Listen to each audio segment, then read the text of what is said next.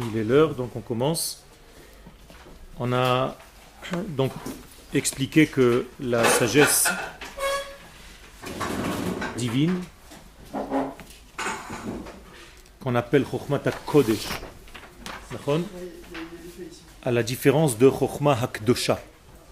Si on avait formulé cette chose en disant que c'était la Chokhmat HaKedosha, on aurait dit, traduit la sagesse sainte.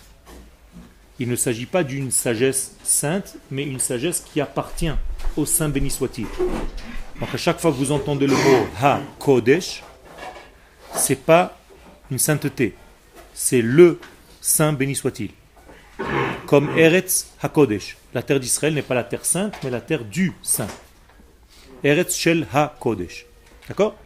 Donc, Chokhmat HaKodesh, la sagesse du Saint béni soit-il, Hi Na'ala Mikol Chokhma.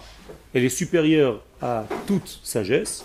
Basé Shei Me'apechet, parce qu'elle est révolutionnaire, elle transforme et haratzon, la volonté, ve'et atchuna hanafshit shel omdea, l'être qu'il étudie. Quand vous étudiez ces textes, quand vous étudiez cette sagesse, même si ce n'est pas des textes, parce qu'on va voir qu'en réalité il s'agit d'une sagesse très grande qui ne s'arrête pas seulement au niveau d'un texte, eh bien c'est une transformation de l'être. Les karvam, les ota aromemut, pourquoi faire? Les transformer, pas pour les amener vers la négativité, pour les amener vers une romemut, c'est-à-dire vers une élévation, shei be'atzma mit'atzemet ba, qui elle-même va en s'agrandissant. Avec mes mots à moi, pour que ce soit plus simple, ça veut dire tout simplement que cette sagesse continue elle-même à devenir de plus en plus sage. Comme si elle avait un mouvement intérieur qui devient de plus en plus sage au fur et à mesure que le temps passe et que les élèves étudient cette sagesse. C'est-à-dire qu'elle s'assagit au fur et à mesure qu'elle vieillit. C'est extraordinaire. Ça veut dire que ce n'est pas quelque chose de bloqué, c'est quelque chose qui se renouvelle et en se renouvelant, il rajoute encore des degrés. Comme si cette sagesse allait en s'élargissant vers l'infini. Donc on ne peut pas la bloquer, on ne peut pas la scléroser, on ne peut pas la mettre dans une frontière, parce qu'elle est sans cesse dans un mode de développement. Et donc celui qui étudie se développe, se transforme, et la sagesse elle-même qu'il est en train d'étudier, elle-même, elle s'auto-agrandit. Est-ce que vous comprenez ce système? C'est-à-dire qu'il s'agit ici en fait d'une sagesse qui est infinie. Et c'est pour ça que l'infini ne peut pas être fini, ne peut pas être terminé. Donc il doit être toujours dans une évolution permanente en fait. Donc la création d'Akadosh Baruch Hu, c'est l'infini béni soit-il. Donc tout ce qui sort de lui va aller vers cet infini, va avoir la couleur de cet infini. Donc Rav Mavlit kan et kocha shel Chokhmat HaKodesh. Donc le Rav met en relief ici la force de Chokhmat HaKodesh, de la sagesse divine. Be'omro, en disant Shehi Chokhma Po'elet, c'est-à-dire que c'est une sagesse qui agit, une sagesse qui avance, une sagesse qui est active. Chokhma im yadayim. Alors pour un petit peu plus dessiner la chose, j'ai exagéré le mouvement en disant que c'est une sagesse qui a des mains. Comme si elle avait une possibilité de transformer, d'actionner l'être qu'il étudie. Chokhma shechoderet lechaim, donc une sagesse qui pénètre la vie, ou meficha bahem bracha veshinuim lekivun hatov, et qui injecte dans nos vies une bénédiction, un lien et des transformations vers le bien. Cette sagesse, comment est-ce que vous pouvez l'appeler en fait? Si vous deviez lui donner un nom, même si vous vous trompez, c'est pas grave. Dites un nom qui vous vient à l'esprit quand vous entendez cette sagesse. De quoi on parle? De quel genre de sagesse? Hachem. Mais pour l'instant, Hachem, tu n'as pas encore... c'est loin de ce que tu peux comprendre. Transformatrice. Influence. Tchouva. C'est encore un petit peu moins que ce que je voulais vous dire. Avant tout ça. La vie. C'est-à-dire, c'est une sagesse de vie. Comment est-ce qu'on appelle cette sagesse en hébreu? Torat Chaim. Etz Chaim. Vous avez déjà entendu parler de Etz Chaim? L'arbre de vie, qu'est-ce que c'est l'arbre de vie? Vous avez déjà vu un arbre, qu'est-ce qu'il fait? Il bouge? C'est quoi cet arbre de vie? Qu'est-ce que c'est Etz en hébreu? C'est un conseil. Ah, c'est pas un arbre. C'est un conseil au masculin. Au féminin, ça se dit Etza. Et au masculin, le masculin de Etza, conseil, c'est Etz. Donc je peux te conseiller. Donc c'est un conseil de vie. C'est-à-dire, comment vivre, comment être en réalité le porteur de la vie elle-même. C'est ça, Etz Chaim. Efshar ladat, ima chokhma nilmedet, novat. Monsieur, il y a le ministre de l'intégration et d'Olim Khadashim qui vient au Machon Meir dans une demi-heure comme ça. C'est très bien, j'arrête le cours dans une demi-heure. Moi. Non, mais c'est justement, je le préviens.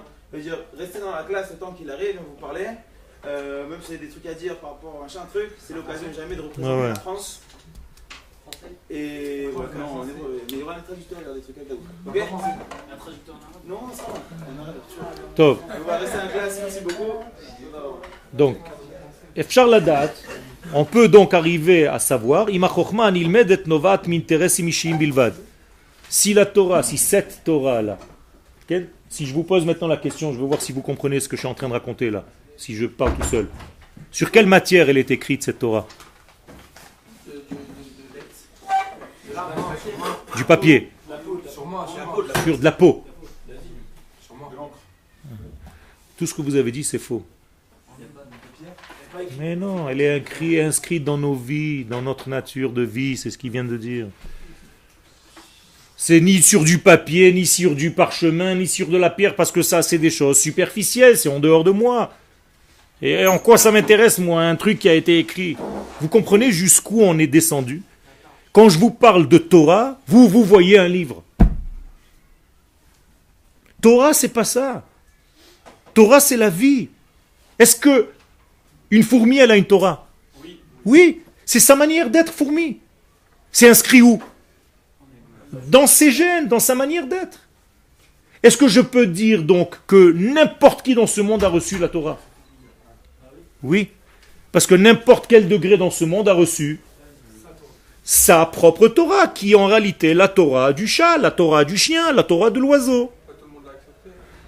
C'est pas cette Torah, tu es en train de parler encore d'autre chose. Tu es en train de parler d'un livre. Je ne parle pas de ça. Le livre de la Torah que vous voyez dans le Echal, quand vous allez à la synagogue, c'est quoi ça? Quelle est la différence entre la Torah et ça? Ça, c'est juste un Sefer Torah. C'est pas la Torah. Si vous confondez Sefer Torah avec Torah, vous avez un problème. Donc, qu'est-ce que c'est Sefer Torah? On a recopié, en fait, cet instinct de vie sur un parchemin. Ça veut dire quoi, Torah? Il y a fait. C'est ça la première question que vous deviez poser.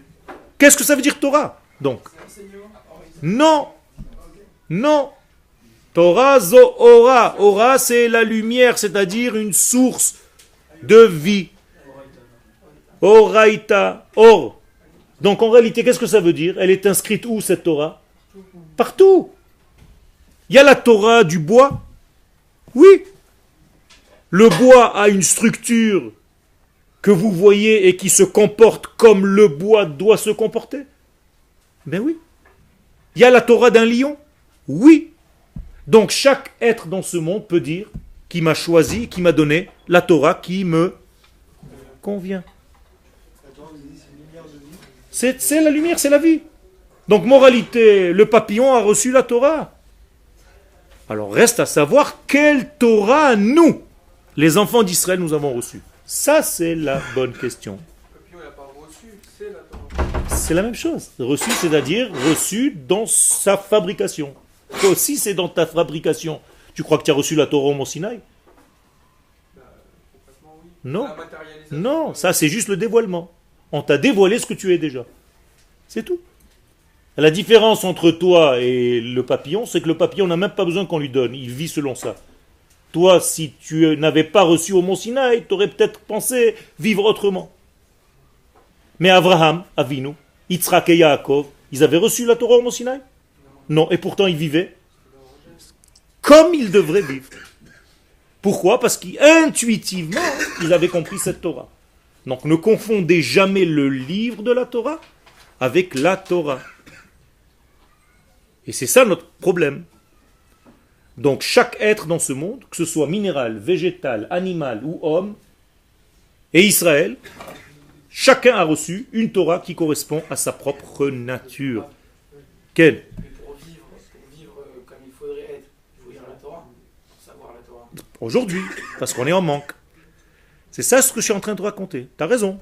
Aujourd'hui, parce qu'on est en manque. Mais quelqu'un qui arrive au degré de Avraham Avinu, elle était où sa Torah? Dans 2 reins. Dans ses 2 reins. Il y a marqué, il avait 2 reins, shtek layot yoatzot, comme 2 rabbanim. C'est-à-dire la Torah était où chez lui? En lui.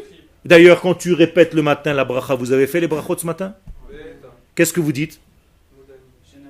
Baruch ata Hashem asher natan lanu torot emet vechaye olam. Dites-moi ce que ça veut dire nata betochenu. Il a implanté nata betochenu, c'est en nous. Baruch ata Hashem noten Torah. Donc de quelle Torah tu parles? Du Mont Sinaï? Non. Parce que si c'était la Torah du Mont Sinaï, on aurait dû dire Baruch ata Hashem natan à Torah. Il a déjà donné. Pourquoi tu parles au présent? Noten à Torah. Parce que c'est chaque instant, tu vis selon ce que l'infini est en train de te mettre en toi. C'est déjà en toi. Et ça, sans arrêt, ça revient pour revivre la chose. Est-ce que c'est clair ce que je viens de dire? Ok. Donc, on peut savoir par rapport à ça si la Torah qui est étudiée est une Torah qui vient d'intérêt personnel. Ou bien que c'est une Torah qui vient révéler quoi? Qui sait l'être? Avant toi-même, qui sait l'être? Hachem. Comment on appelle Hachem en hébreu? Shem Havaya. Traduction littérale. L'existence. Le nom de l'existence. Donc le nom que vous voyez, Yud, He, et le Vav et le He, c'est quoi ce nom-là? C'est le nom de qui? De la vie. Vous comprenez ça? C'est pas le nom de quelqu'un, c'est pas James Bond, il a un nom. Et comment tu t'appelles? Je m'appelle comme ça. Non. C'est le nom de l'être. L'. E-T-R-E. Le nom de la vie. C'est-à-dire au présent, c'est Ani. Est-ce que c'est clair? Donc c'est beaucoup plus grand que si Chas Veshalom, tu crois que Dieu, il a un nom. Et pourquoi on l'appelle comme ça, le nom de l'être? Parce que nous sommes tous vivants de cet être-là. En hébreu, Ani Hove. Qu'est-ce que ça veut dire? Je vis, je suis présent. D'ailleurs, c'est le présent. Mais Havayato, de son être. Donc je suis vivant de son être. C'est parce que son être me traverse que je vis. C'est tout. Donc à partir d'aujourd'hui, ne dites jamais quand vous voyez les 4 lettres. Ne dites jamais le nom de Dieu. Ça ne veut rien dire, ça. Ça ne veut rien dire, tout ça. C'est des paroles qui sont en l'air. Ça ne veut rien dire, tout ça. Alors on s'est appris à parler comme ça, malheureusement. Alors pourquoi on n'a pas le droit de le bafouer ou de le dire? Parce que justement, il faut savoir comment tu peux le prononcer. On ne peut même pas le prononcer.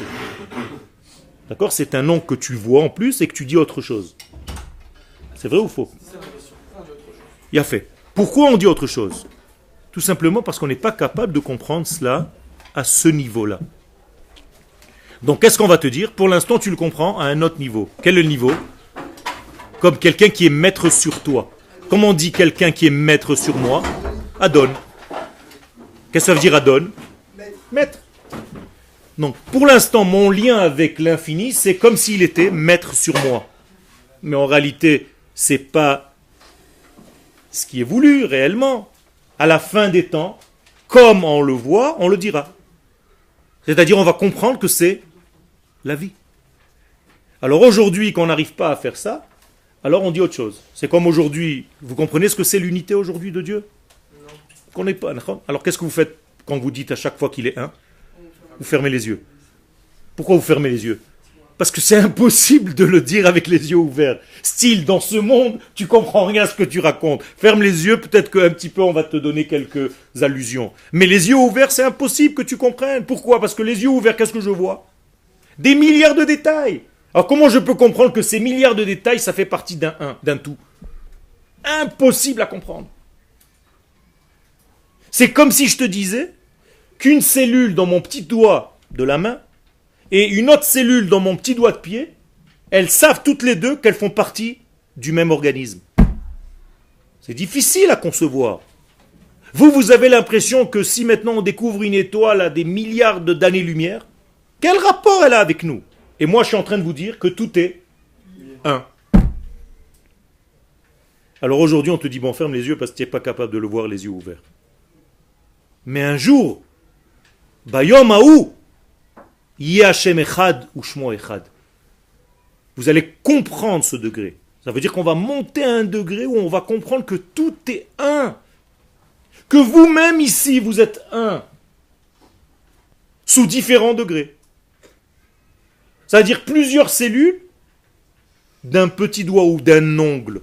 Et même pas. Et vous êtes en train de vous chamailler.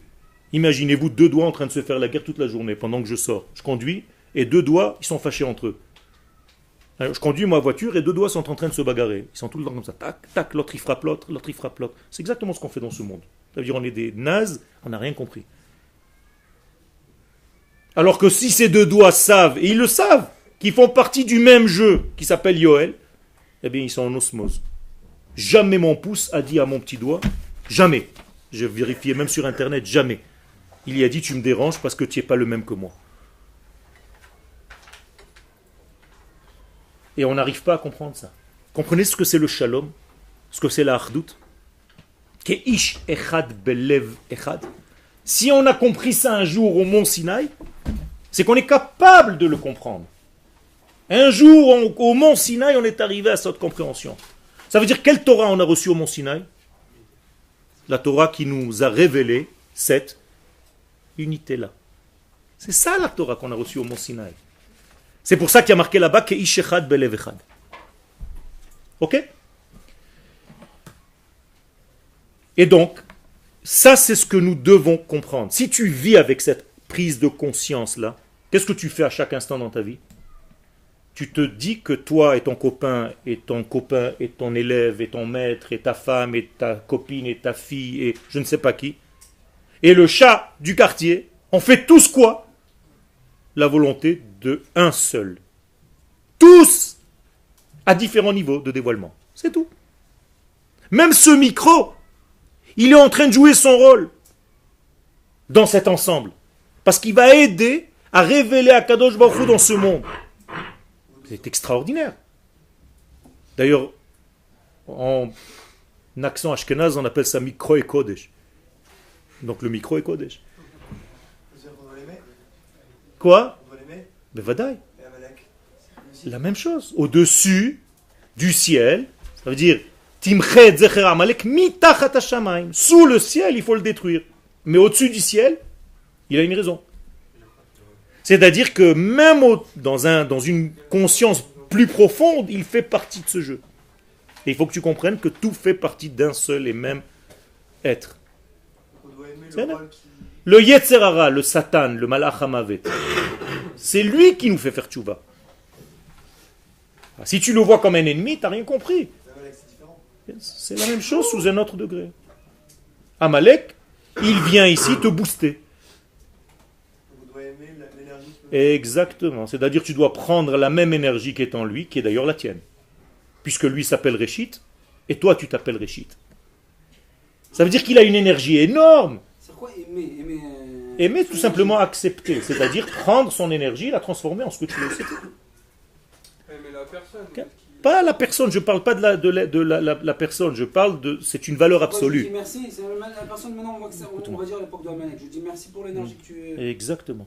Ça veut dire que Amalek, c'est la Gemara, elle nous dit ça, c'est pas Yoel. Pourquoi je le tue juste après alors? Il a fait. Merci, tu as joué ton rôle. Maintenant j'ai compris. C'est là. Il a fait. Ça veut dire quoi? Vous connaissez bien cette Gemara qui nous dit, si vous ne faites pas tchouva tout seul, qu'est-ce que je vous fais? Il va envoyer un... Donc, comment ça s'appelle? il envoie un roi, Ma'amid aleh melech shekzerotav kashot mehaman, donc Amalek, ou Mahziram la moutab. On va pas lui dire mais... Mais bien sûr, tu dois lui dire merci. Parce qu'il a joué un rôle, et tu dois lui serrer la main, tu lui dis, Chazak ou Baruch d'ailleurs, que vous le sachiez, jusqu'à 120 ans, quand on quitte ce monde, qui c'est qui vient nous serrer la main? Le Yetzerara lui-même. Et il te dit, tu sais, moi je suis un ange, hein, Kadosh Baruch Hu, il m'a créé, j'y peux rien. Chazak ou Baruch, sans rancune, tu as été très fort, moi j'ai joué mon rôle, toi tu as joué ton rôle, Chazak ou Baruch. Mais si tu n'avais pas la même force que moi, c'est du bidon. Si je te mets en face de toi un joueur d'échecs qui a 3 ans, qui n'a jamais joué aux échecs, je peux te lever la main et te dire, champion du monde. Il faut que je te mette un mec à ta hauteur. Eh bien, Amalek, il est à la hauteur d'Israël dans le sens négatif. Pourquoi David Améler, il a voulu le... Non, c'est David ou Abraham qui l'a anéanti? On peut, encore une fois, c'est pas anéantir, c'est-à-dire tu dois faire ton travail dans ce monde. Ne serait-ce que de le détruire. Le Yetzer, c'est... Il y a certaines choses qu'on doit détruire, en tout cas dans notre niveau à nous. Par exemple, un lapin, même si je le fais 3 shritotes, et je le sale, et je mets 1 heure dans le sel, 3 heures dans l'eau, 10 heures dans machin, et je fais une birkat derrière, tfilat Amazon, birkat Amazon, tout ce que tu veux, amotzi, tout. Je peux rien faire avec, je peux pas le manger. Nachon? Pourquoi? Parce que le lapin, il est là pour que je le mange pas. Voilà, c'est sa fonction. C'est extraordinaire. Il y a des choses dans ce monde qui sont là pour que je leur dise non, toi, là-bas. Et elles font partie de ce monde. Magnifique. Donc il y a des choses que tu dois appréhender, celles qui t'appartiennent, et il y a un autre travail. Tu dois t'écarter de tout ce qui ne t'appartient pas, de tout ce qui n'appartient pas à ton être. C'est ça la structure d'Israël. Donc, une fois que ce tri aura été fait, qu'on va savoir qui nous sommes, parce qu'on se sera débarrassé de toute la pourriture qu'il y a autour, qui nous empêche en fait.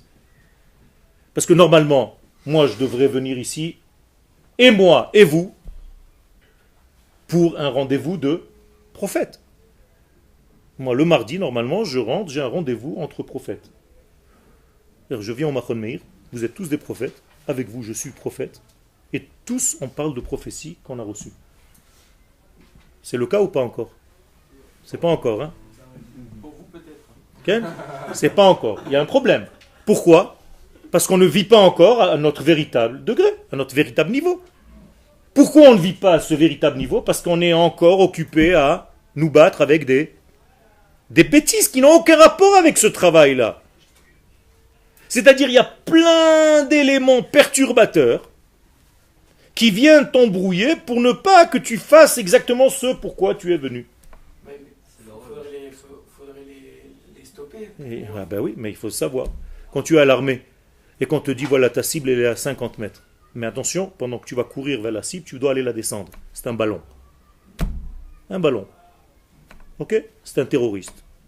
Mais avant d'arriver là-bas, il y a plein de copains à toi qui sont cachés et qui tu balances des petites grenades. Alors, qu'est-ce que fait un bon soldat? Il court. Dovek Bamatara. Il court jusqu'à ce qu'il descende. Et il arrive là-bas, il lui met encore 3 coups dans la tête.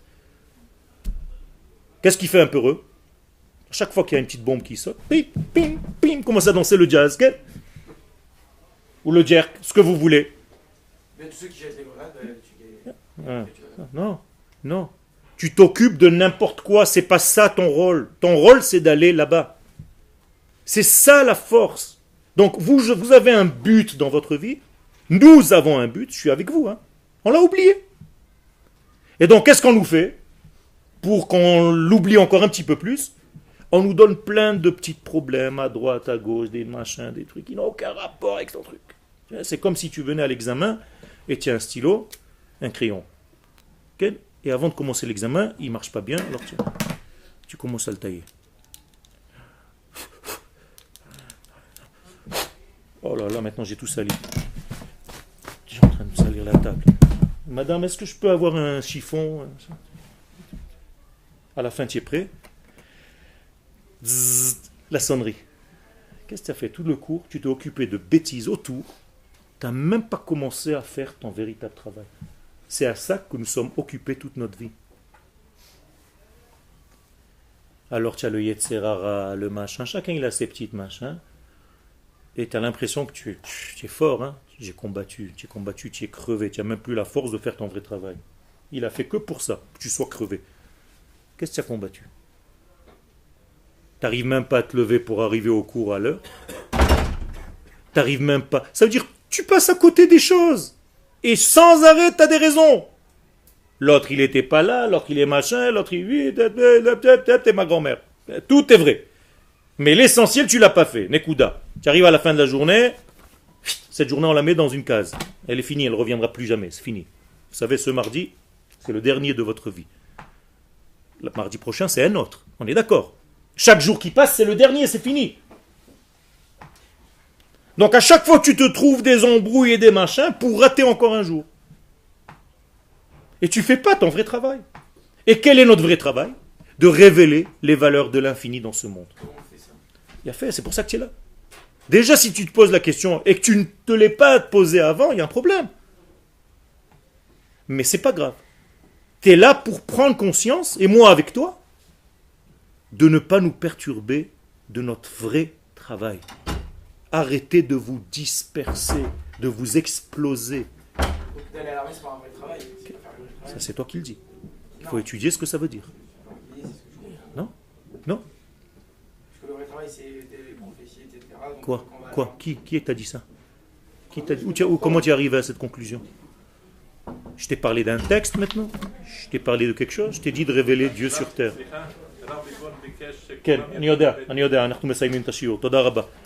Si le fait que tu fasses l'armée fait révéler l'entité d'Israël pour qu'elle puisse faire son travail, tu fais partie des tzadikim. Toda Rabba.